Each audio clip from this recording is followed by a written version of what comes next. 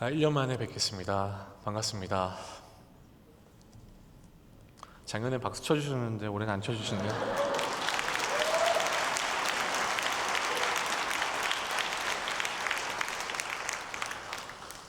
작년에도 우리 지금 남전도회가 특송을 하셨어요, 그렇죠? 우리 집사님 사회 보시고 이렇게 앞에 앉아가지고 제가 좀 이렇게 한 분 한 분 뵀어요. 한 분 한 분 정확하게 제가 그 어떤 분이 오셨는지 다 알 수는 없지만 얼추는 알 수 있어요. 왜냐하면 앉으시는 자리가 항상 똑같기 때문에 거기 앉아 계시면 거기 계시겠구나 했는데 너무 반갑습니다.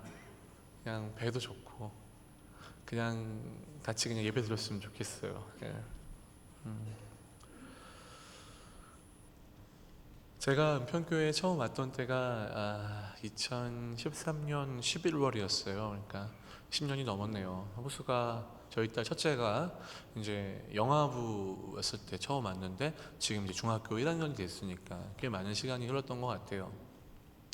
제가 은평교회에 처음 와서 이제 사역을 시작할 때 당시에 이제 수원에 살았었고 저희 첫째가 3살 그리고 이제 둘째가 100일 정도 됐을 때 온 것 같아요. 그러니까 뭐 이제 아이들이 많이 어렸죠. 그때 처음 사역을 시작하는 저에게 은평교회는 환대를 해주었습니다. 아이들이 어리니까 또 오랫동안 교회에 머물러 있어야 되는 저희를 배려해서 초등 1부에서 교사실도 막 이렇게 판넬도 깔아주시고 거기서 이렇게 머물 수 있도록 도와주시고 또 같이 막 밥도 먹을 수 있도록 해주시고 그러면서 제가 교회는 이런 거구나 그리고 사랑은 이런 거구나 이렇게 교역자를 정말 섬겨주시는 이 마음으로 나도 이제 이 사랑을 배워서 교회를 사랑하면 되겠구나 그렇게 사역이 시작됐던 것 같습니다. 그래서 그때 기억은 사실 잊을 수가 없어요. 잊을 수가 없고 항상 제 마음 가운데 정말 그 아련한 추억처럼 보석처럼 제 마음을 지금 지켜주고 있습니다. 사역이 흔들릴 때마다 또 힘들 때마다 그때 시절을 떠올려요. 그렇게 또 지금까지 인도해 주셨던 하나님 그리고 그때 동안 정말 저희 가정을 저를 많이 사랑해 주셨던 교회와 많은 성도들의 어떤 그 사랑들을 기억하면은요 힘이 다시 납니다. 그래서 너무 감사하고 또 여전히 매일 새벽마다 또 기도해 준다는 이 이야기를 들을 때마다 참 감사해요. 힘이 많이 되고 격려와 응원이 되고 있습니다. 다시 한번 저희 교회 모든 성도들을 대표해서 감사의 말씀을 전해드립니다. 저희 교회는 하나님의 은혜로 잘 지내고 있습니다. 이렇게 조금씩 이렇게 성도분들이 오시고요. 또 이렇게 좀 이렇게 뭐 갑자기 뭐 많은 숫자의 사람들이 몰려오진 않지만 그래도 하나님께서 이렇게 교회를 통해 일하시는구나라는 것들을 경험할 수 있는 그런 시간들을 지내고 있습니다. 좀 더 제가 더 열심히 해서 또 교회가 많이 부흥되고 성장할 수 있도록 최선을 다하도록 하겠습니다. 여러분 요즘 어떻게 지내시나요? 괜찮으십니까? 네. 많은 분들이 요즘에 다 힘들죠 이렇게 말씀하세요. 물가와 대출 이자는 계속 오르고 경기는 침체된 데다 또 여러 가지 크고 작은 일들이 안팎에서 많이 일어나면서 뭔가 여기저기서 요즘 너무 힘듭니다 라는 얘기들을 많이 듣게 됩니다. 뭐 이상하지 않은 것 같아요. 정말 많이 힘든 상황인 것 같습니다. 예전에는 이렇게 많은 분들이 너무 힘들다 살기 어렵다 하는 때를 흉년이라고 불렀죠. 여러분 문자적으로 해석하면은 그해 농사가 잘 안 돼서 먹을 게 별로 없다는 의미를 갖고 있지만 사실 그 시대를 사는 모두에게는 이 흉년이라는 말은 사실 굉장히 고통 가운데 지나야 하는 시간으로 다가왔던 것 같습니다. 굶어야 되고 아이들이 먹을 것이 없고 가난 속에서 비루한 인생을 지내야 되는 어떤 그 견뎌내야 되는 시간들이 흉년인 것이죠. 우리가 오늘 함께 살펴본 이 룻기의 말씀은 흉년으로 시작이 되죠. 여러분 잘 아시는 것처럼 나옴이라는 이 여인은 흉년을 맞아서 고향 베들레헴을 떠나 모압 지방으로 갑니다. 성경을 보시면요, 하나님께서 하나님 백성들과 언약을 맺으실 때 굉장히 중요하게 여기는 단어가 하나가 나와요. 그게 뭐냐면 땅입니다. 여러분 이제 내년에 또 성경 통독을 시작하시겠지만 성경을 보실 때에 하나님의 언약, 하나님의 백성, 하나님께서 허락하신 땅, 요것들을 좀 귀담아 중심적으로 보시면 성경이 또 뭔가 입체적으로 보일 거예요. 왜 그러냐 하면 이 하나님 나라가, 하나님이 주인 되시는 주권, 그리고 그와 언약을 맺은 백성들, 그들이 사는 땅, 하나님이 통치하는 그 땅을 통해서 이 땅에 임한 하나님 나라를 보여주시는 하나님의 이 방식이기 때문에 이 땅은 굉장히 중요합니다. 성경을 보실 때 이 땅에 대한 얘기는 굉장히 중요한데, 오늘 이 베들레헴이라는 땅에서, 심지어 여러분 베들레헴이라는 이 이름은 밥집, 떡집, 빵집 이런 뜻이에요. 그런데 지금 그 땅에도 흉년이 들었어요. 그러니 빵이 잘 나고 밥이 잘 나는 그런 동네에도 흉년이 든 상황에서 지금 나오미가 어떤 결정을 하냐면, 하나님이 통치하시는 땅이 아니라 이방인들이 살고 있는, 이방신을 섬기는 모압 땅으로 가려고 했다는 것이죠. 여러분 사실 이건 쉬운 일은 아닙니다. 요즘도 가끔씩 해외 이민을 가시는 분들이 있지만, 여러분 요즘도 해외 이민은 쉬운 일이 아니잖아요. 근데 이 당시에 생각해 보십시오. 내가 살던 지역을 떠나는 겁니다. 모르는 사람들, 다른 신을 섬기는 사람들, 다른 언어를 쓰는 사람들, 나와 피부색이 다른 사람들 속에 섞여서 먹고 살아야 되는 거예요. 쉽지 않은 결정이죠. 그런데 여러분 왜 나오미가 이렇게까지 할 수 있었을까요? 살아야 되니까요. 먹고 살아야 되니까요. 여러분 우리도 살다 보면은요, 먹고 살아야 하기 때문에 불가피하게 결정하는 일들이 있습니다. 먹고 사는 문제는 중요해요.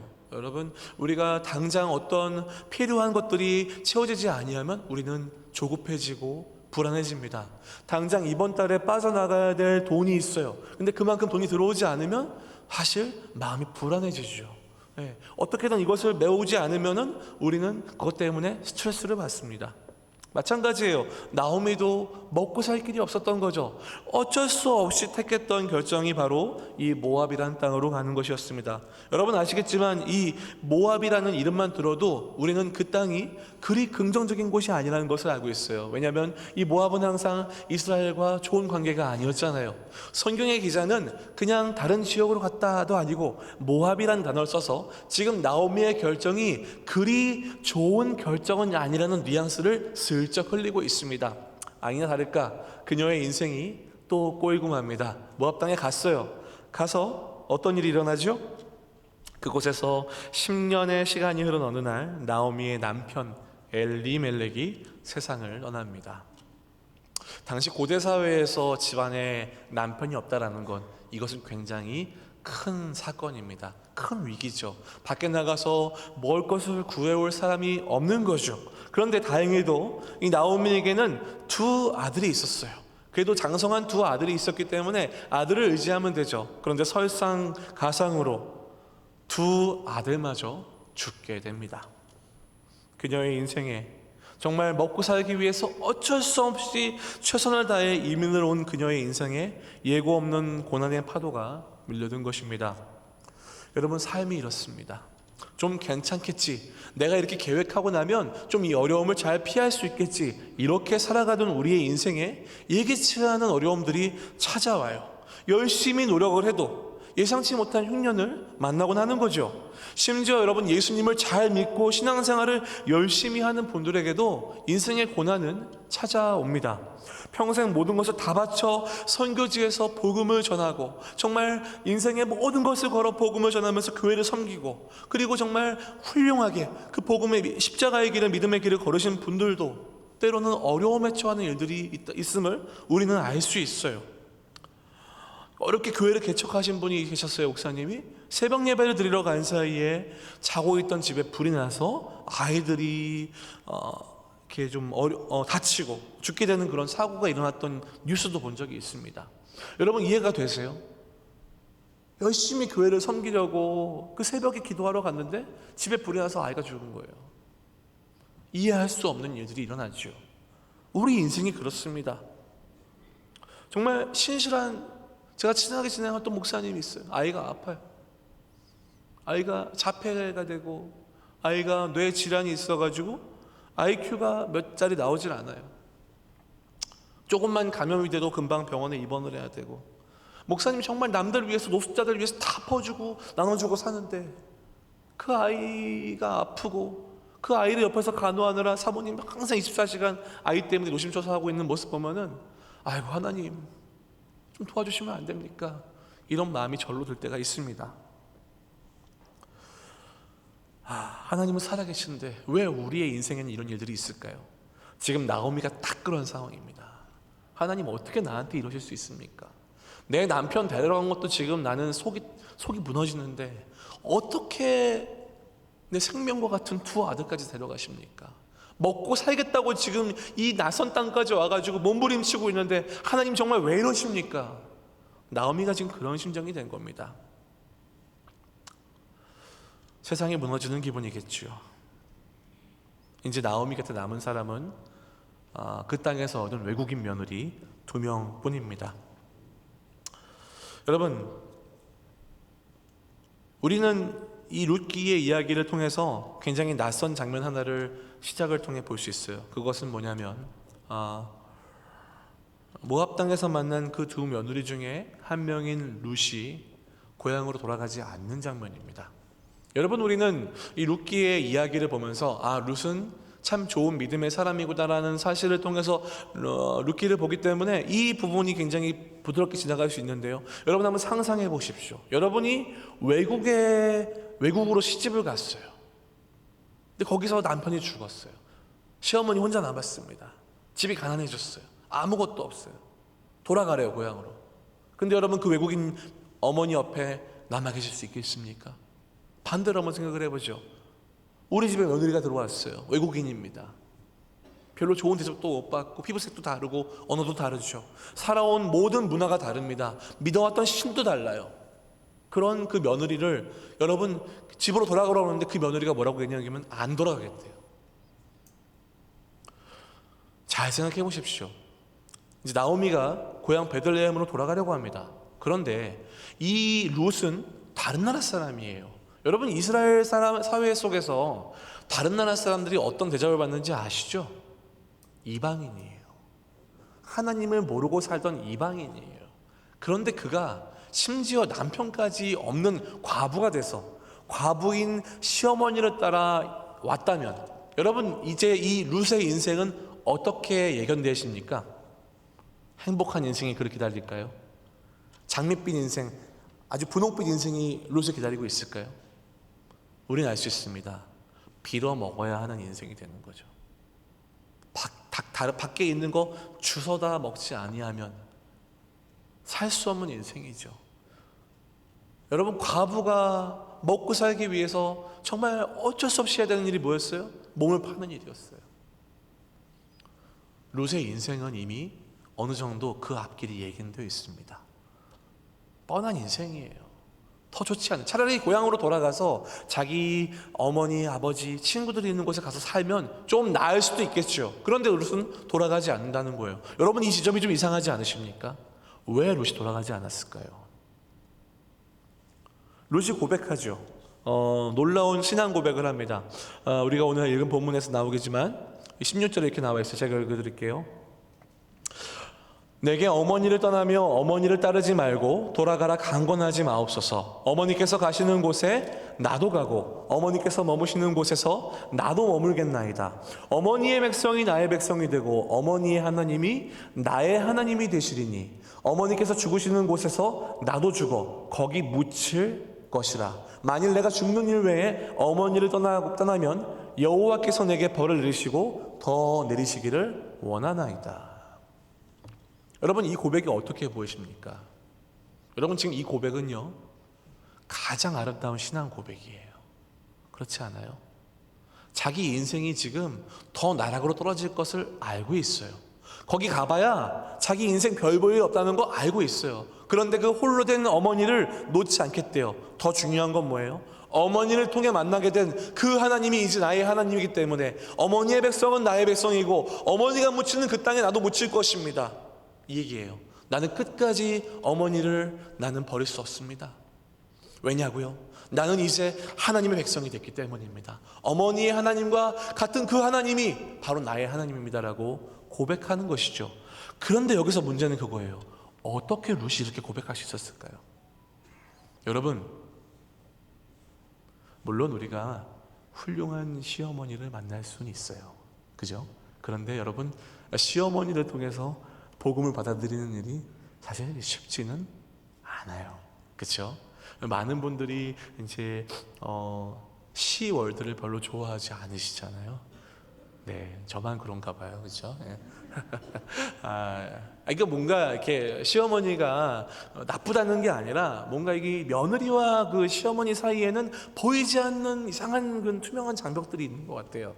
뭔가 딸처럼 아무리 이뻐해도 딸은 아니고, 어머니처럼 아무리 섬겨도 어머니는 아닌 그런 묘한 관계. 사실 그렇잖아요. 물론 너무 훌륭한 시어머니들이 여기는 많이 계시겠지만 사실 시어머니를 통해서 며느리가, 그것도 외국인 며느리가 이 믿음을 받아들인다는 게 여러분 쉬운 일은 전 아니라고 봐요. 그래서 저는 성경이 오늘 말하고 있지 않지만 이렇게 말하고 싶어요. 나오미는 귀한 복음의 증인이었던 거예요. 잘 생각해 보시죠. 나오미가 만약 나쁜 시어머니였어요. 아주 외국인을 무시하고 막 복음이 아니라 정말 사람의 어떤 계산하면서 사람을 막 따지고 그랬어 봐요. 그러면 나오미가 이 며느리들 집으로 돌려보냈을까요? 아니죠. 끝까지 종으로 삼아서 이 여인들을 괴롭혔겠죠. 근데 이 나오미는 벌써 뭐예요? 돌아가라 얘기하잖아요. 괜찮다, 돌아가라. 너희들의 인생을 새로 살아라. 이 나오미는요, 이 여인들을 인격적으로 대했습니다. 그리고 또 하나, 나오미가 믿는 하나님을 이 여인들이 본 거예요. 여러분, 하나님을 그렇게 쉽게 믿을 수 있나요? 복음을 여러분 전해보신 분들은 아시잖아요. 여러분, 한 명의 영혼이 돌아오는 게 그렇게 쉽나요? 쉽지 않아요. 하나님을 누군가 믿는다는 건 기적 같은 일입니다. 여러분, 이렇게 많은 성도들이 함께 모여있으니까 우리는 너무 많은 기적이 많아서 기적인 줄 모르고 살아가잖아. 근데 개척을 해보니까 알겠어요. 한 영혼이 하나님 만나는 건 기적이에요. 죄를 사랑하고 자기 자신을 사랑하고 세상을 사랑하던 영혼이 나는 죄인입니다. 나의 주인은 예수 그리스도십니다. 나는 예수님 말고 나를 구원하실 분이 없습니다라고 고백한다는 것 자체가 기적이잖아요. 여러분이 나오미는 복음의 증인이에요. 그래서 룻이 그 나오미의 하나님을 만난 거죠. 우리 어머니를 늘 보살피시는 하나님, 그 어머니의 발걸음을 인도하시는 하나님, 그리고 어머니가 날마다 기도하시는 그 하나님, 룻이 본 겁니다. 그리고 그 하나님을 룻도 만났기에 그 가슴에 내 삶이 앞으로 어떻게 될지언정 나는 괜찮습니다. 하나님이 나와 함께 하시기에 그 하나님과 함께 하시는 어머니의 하나님, 나의 하나님입니다라고 고백할 수 있었던 거죠. 사랑하는 여러분, 저는 이 나오미의 삶이 자세하게 성경에 그려지고 있지 않지만 오늘 이 룻의 고백을 통해 그 삶이 얼마나 아름다웠는지를 한번 꿈꾸게 됩니다. 기대해보게 돼요. 분명히 그 인격을 통해서 하나님이 일하셨던 것 같아요. 여러분, 만약 하나님 일하실 수 있죠. 근데 만약 우리가 정말 그냥 제가 며느리를 드렸어요. 근데 이 며느리한테 제가 쌀쌀맞게 굴고 엄하게 굴고 율법적으로 막 대하고 인격적으로 대하지 않는다고 생각해 보세요. 근데 이 며느리가 안 믿는 며느리죠. 그럼 이 며느리가 집에 가서 우리 시아버님 목사님인데 난 정말 우리 시아버님의 하나님을 나도 믿고 싶어 이렇게 고백하겠을까요? 교회 다니던 친구도 교회를 안 다닐 거예요. 나 우리 시아버님 보니까 진짜 교회는 아닌 것 같아. 그러지 않을까요? 근데 여러분, 이 룻이 돌아섰다는 거예요. 이건 참 놀라운 일이죠. 사랑하는 여러분, 복음을 전한다는 건 참 어려운 일이에요. 오늘 이 룻기가 펼쳐지고 있는 때는 아시겠지만 사사들이 치리하고 있던 그때예요. 아시겠지만 사사기는요, 성경 중에서 굉장히 암울한 때예요. 그때에 이스라엘의 왕이 없었던, 하나님이 계심에도 불구하고 자기가 하나님이 되어 자기 소견에 오른 대로 행하던 그 시대가 바로 사사기죠. 여러분, 이 사사기에 정말 이 어두운, 영적으로 어두운 흉년에, 누구 하나 하나님께 돌아오지 않는 그 흉년에 하나님은 지금 이 룻이라는 아름다운 복음의 싹 하나를 여기서 보고 계신 거예요. 여러분, 그리고 놀랍게도 이제 나중에 먼 훗날 이 룻은요, 룻의 후손을 통해 누가 태어나죠? 다윗이 태어납니다. 그리고 다윗의 후손으로 누가 오시나요? 예수 그리스도가 오셔요.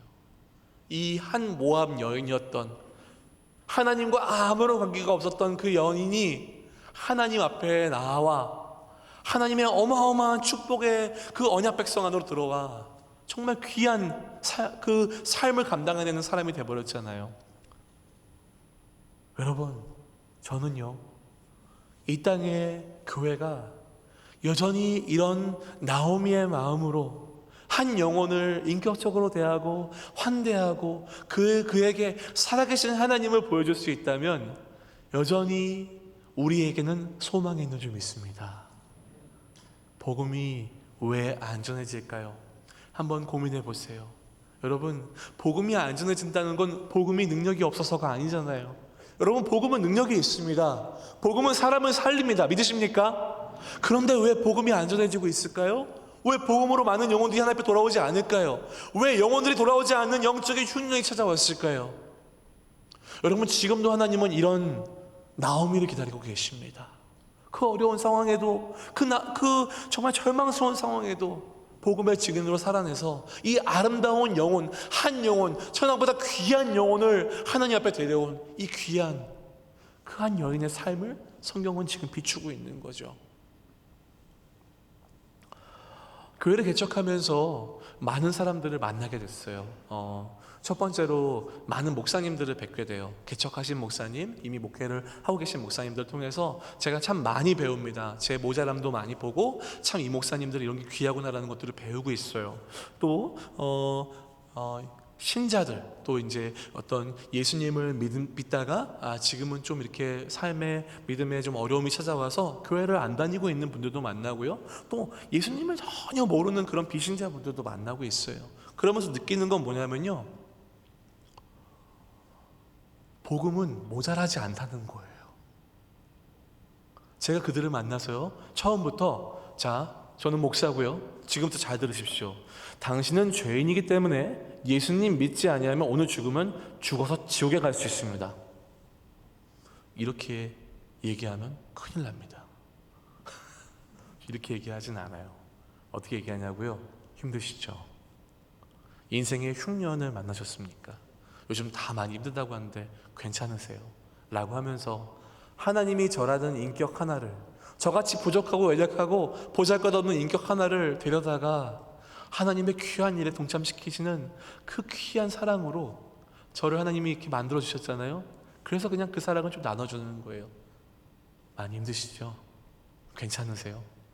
네, 제가 응원하겠습니다. 제가 기도해 드릴게요.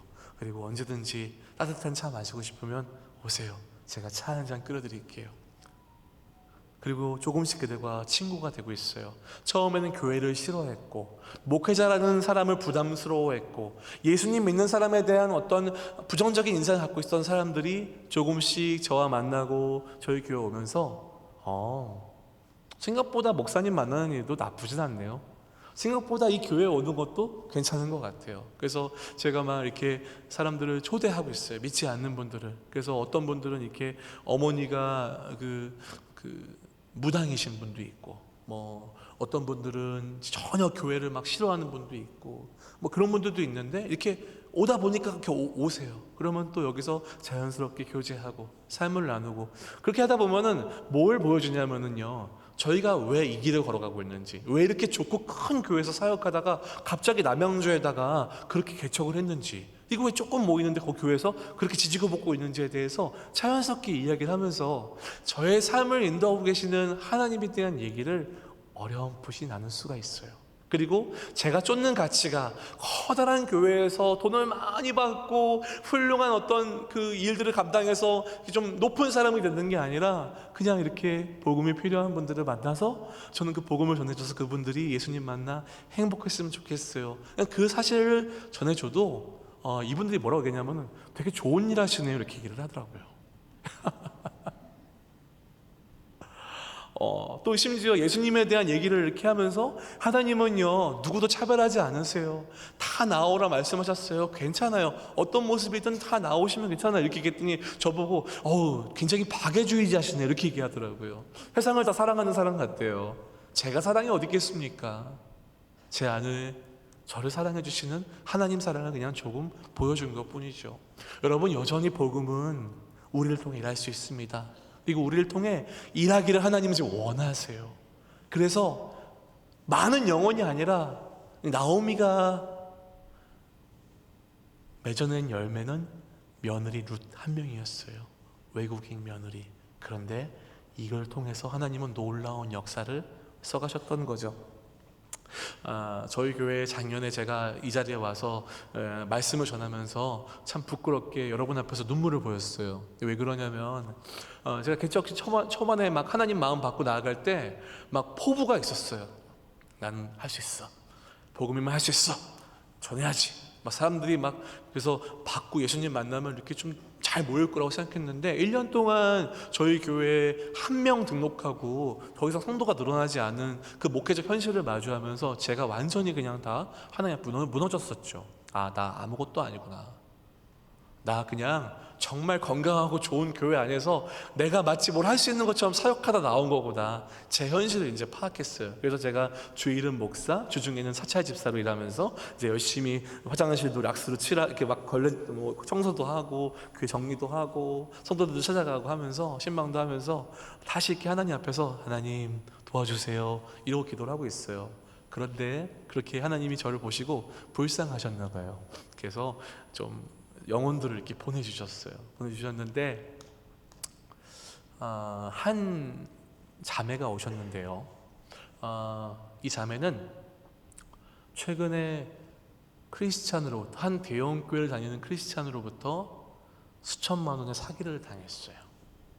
그리고 시부모님이 계신데 시부모님도 교회 다니시는데 사이가 안 좋아요. 근데 이 시부모님이 교회도 다니시면서 막 부적도 써오시고 막 이런대요. 이상한 분들이죠. 이상하게 그분들도 싫어하는데 남편이 집을 돌보지 않아서 혼자 아이를 키우면서 어렵게 살아가고 있고, 사실은 어렸을 때부터 가정에서 가정폭력을 당해서 사실은 친정하고 연이 다 끊어져 버린, 사실 되게 고립되어 있는 분이셨어요. 그런데 그런 상황에서 어렵게 배에 이렇게 아이를 갖고서 열심히 뛰어다니면서 어렵게 모아놓은 돈을 열심히 새벽 예배 다닌다고 하는 어떤 크리스찬한테 사기를 당한 거예요. 신용불량자가 됐습니다. 그래서 저희 교회 성도분이 같이 일하던 분인데 자매님이 이대로 놔뒀다가는 어떻게 될지 모르겠어가지고 이분을 자기 집으로 불러서 하룻밤을 아이랑 같이 먹이고 재워요. 그리고 다음날 주일인데 그냥 납치해서 저희 교회 데리고 왔어요. 교회에 이렇게 쓱 들어왔죠. 근데 처음에는 교회에 간다 그러니까 이렇게 장의자가 있고 이렇게 강단이 있고 이런 데 오는 줄 알았는데 문을 여는데 여긴 집이야, 카페야 이러면서 들어오신 거죠. 저희 교회 와보신 분들은 아시겠지만 좀 아마모사하잖아요. 공간이 이게 교회인지 아닌지 잘 모르겠잖아요. 들어왔어요. 들어왔는데 일단은 오전에 저희가 어린이들과 같이 부모님이랑 같이 이렇게 저희는 통합 예배를 드려요. 가족 예배, 패밀리 워십을 드리는데 같이 하는데 이 아이가 또 굉장히 흥이 많은 친구라 첫날부터 찬양에 댄스를 막 브레이크를 막 치면서 난리가 난 겁니다. 그러니까 이제 아이가 좋아하면 엄마들 마음이 좀 열려요. 그렇죠? 열렸는데 저희가 또 그날 점심 식사를 잘 준비해서 이렇게 따끈한 밥을 해서 같이 먹고, 그 다음에 저희 성도들은 저한테 훈련을 잘 받아가지고 굉장히 새로운 분들이 왔을 때 잘 대해줘요. 그분들을 어떻게 대해주냐면은 여러분 그런 거 아세요? 너무 가까이 가서 어디 사세요? 뭐 하세요? 뭐 이런 거 안 물어봅니다. 이런 거 물어보면 안 돼요. 요즘에 아셨죠? 그런 거 물어보지 마시고 이렇게 슬쩍 웃으면서 지나가면서 이렇게 슬쩍 보면서 안 보는 척 하다가 뭐 필요한 거 있으면 딱 갖다 집어가다가 이거 필요하시죠? 이러고 지나가요. 쓱 그냥 지나가고 말고. 그렇게 하면서 누군가 나를 안 보는 듯한데 챙겨주는 것 같고 부담을 주지는 않고, 근데 여기 오는데 뭔가 따뜻하다 이런 마음이 들었던 것 같아요. 잘 생각해 보세요. 가장 가까운 분들한테 외면을 당하고 상처를 받은 분이에요. 심지어 교회 다니는 분들한테인데 다시 또 교회에 온 겁니다. 얼마나 기가 막혀요. 아마 그날 교회를 데리고 오신 분한테 굉장히 마음이 불편했을 거예요. 근데 이분이 그렇게 와서 조금씩 교회에 오면서 말씀을 듣고 찬양을 부르는데 하염없이 눈물을 흘리기 시작해요. 그리고 제가 그분이 이제 경기도 군포에서 남양주로 매주 교회 오시거든요. 차가 없어요. 여자분인데.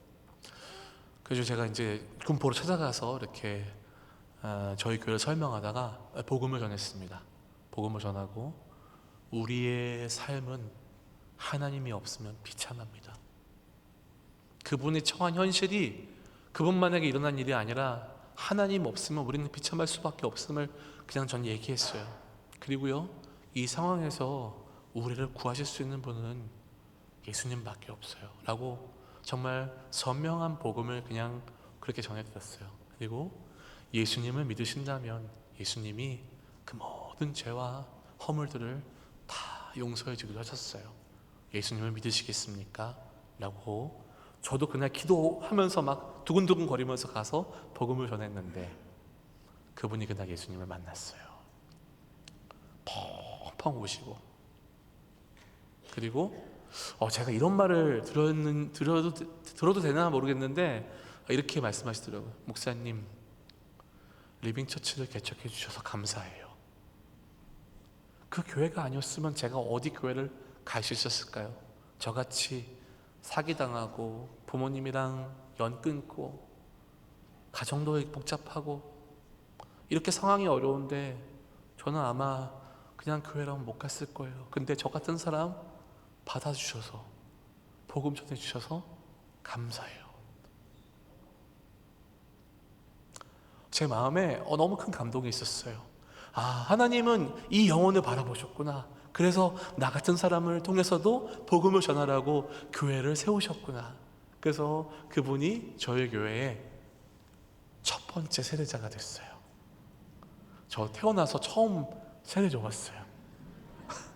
저는 담임 목사님을 해본 적이 없기 때문에 세례를 줘본 적이 없어요. 근데 저도 막 떨렸어요. 어떻게 해줘야 되나. 그래서 막 은평교회 세례식도 영상도 찾아보고 막 했는데 저도 어떻게 했는데 그날 너무 저희는 감격스러웠어요. 그때 영상을 저희 자매가 조금 편집한 게 있는데 한번 같이 보시겠습니까? 지난 시간 찬양을 부르고 가겠습니다. 주 예수를 믿는 박미희에게 내가 성부와 성자와 성령의 힘으로 시작합니다. 아멘.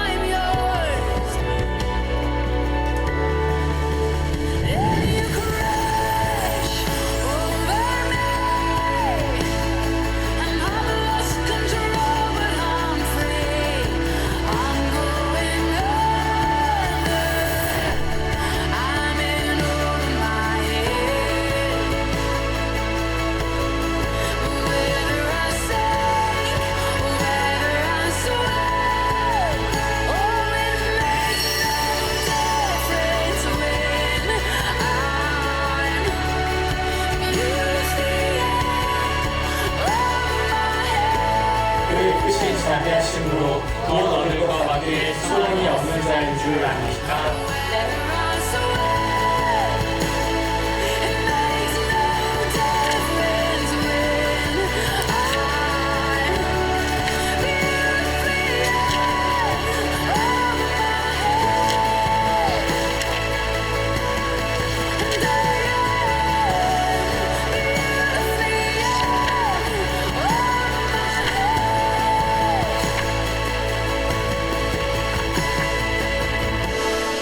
아미인도와 2024년 9월 15일 중에 대한 예수교 장로회 리빙처치의 세대 교인이 된 것을 하느님과 모두 앞에서 공부합니다.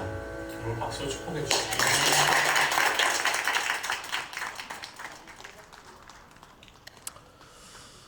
네, 뭐 이렇게 저희가 이제 좀 나눔용으로 만든 영상이기 때문에 중간에 이런 글들이 잘 보이지는 않는데요.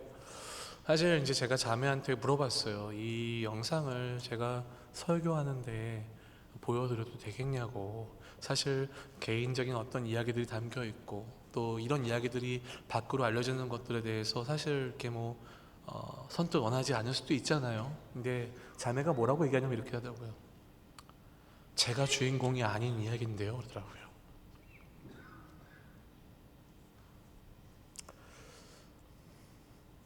그 안에 절망과 아픔만 있던 영혼이 하나님 앞에 돌아와서 하나님의 사랑으로 하나씩 하나씩 회복되고 있습니다. 그래서 얼마나 교회가 감사했는지 몰라요.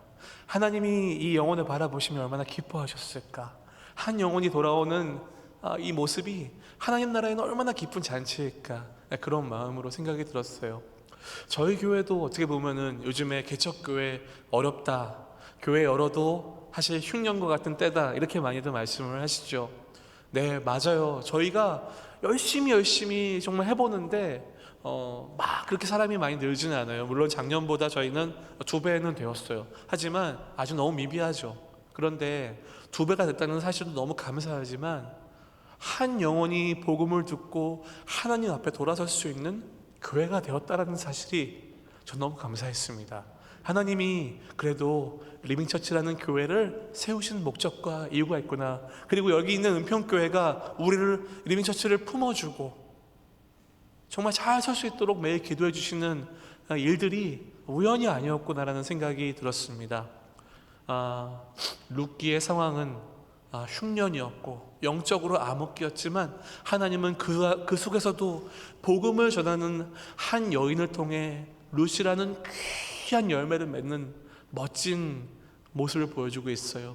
사람들 눈에는 흉년이었지만 하나님 눈에는 흉년이 아니라 귀한 열매가 맺히는 순간입니다.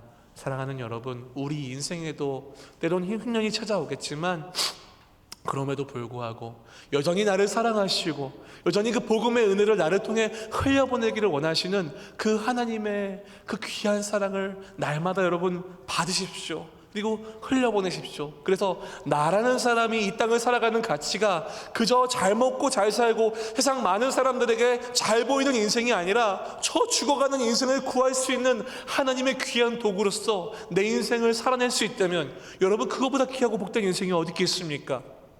벌써 2024년이 다 지나갔습니다. 인생 너무 빠르죠. 제가 노안이 왔어요. 그래서 돋보기를 맞추라고 안경점에서 얘기를 하는데 제가 그날 하루 슬펐습니다. 이렇게 봐야 되는 거지. 이제 스마트폰을 가까이 보면 안 보이더라고요. 개척을 하고 나서 사실 수면제도 먹고 있어요. 제가 원로 목사님을 따라하려고 수면제 먹는 건 아닙니다. 오해하시면 안 돼요. 근데 그냥 그런 거 있잖아요. 소파에 앉으면 기도하게 되고 그냥 어디 생각하면 또 우리 성도들 생각하면서 주님 이러게 되고 그런 마음이 되고 있어요. 하나님께서 은혜를 주셔서 건강하고 감사하게 또 공동체를 세워가고 있는데요. 먹고 살기 어렵고 다음 세대 복음화율이 낮고 뭐 어쩌다 저쩌다 많은 수치들이 얘기하고 있어도요, 여러분 여전히 우리에게 복음은 건재합니다. 우리 안에 있는 복음은 능력이 있습니다. 지금도 우리를 통해 하나님은 이 복음을 퍼뜨리기를 원하십니다. 이 사실을 기억하며 어두운 세상 속에서도 하나님의 사명 붙들고 복음을 전하여 그 인생을 하나님께서 이제 시상들 위해서 우리를 바라보실 때 참 수고 많았다. 너를 통해 내가 많은 사람들을 구할 수 있어서 내가 참 기뻤다. 이런 하나님의 멋진 칭찬을 듣는 저와 여러분들의 인생이 되시기를, 은평교회와 리빙처치가 되기를 예수님의 이름으로 축원합니다. 기도하겠습니다. 하나님, 부족한 종이 주의 말씀을 전하였습니다. 흉년이지만 괜찮습니다. 우리에게는 하나님이 있습니다. 우리에는 복음이 있습니다. 하나님, 아무리 상황이 어려워도 언제나 예수 그리스도의 복음의 증인으로 많은 영혼들을 살리고 하나님께로 인도하는 우리 귀하고 복된 은평교회 될 수 있도록, 또 리빙처치 될 수 있도록 하나님 축복하여 주시옵소서. 감사드리며 예수님의 이름으로 기도합니다. 아멘. 네, 주신 말씀을 생각하며 주 하나님 지으신 모든 세계 찬양하시겠습니다. 주 하나님 지으신 모든 세계 찬양하며 준비하신 성경